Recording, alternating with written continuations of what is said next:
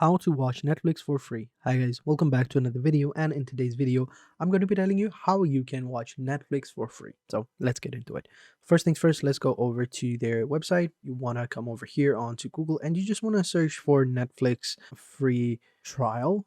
And over here, as you can see, their help center, and over here, if you come over here, it says that you can't have a free trial. Right, you can however change your plan and cancel it. You can sign up and take advantage of everything, but you can't have a free trial, right?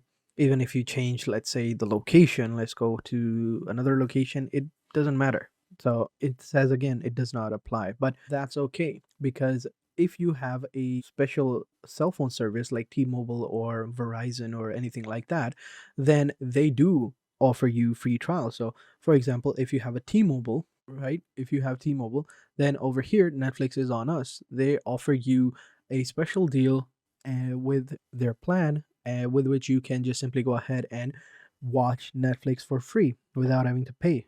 So it technically does work. So, and there you go. That is how you watch Netflix for free. So thank you for watching. Hope you guys enjoyed this video. Be sure to hit the like button, comment down below what you think, and I will catch you guys in the next video.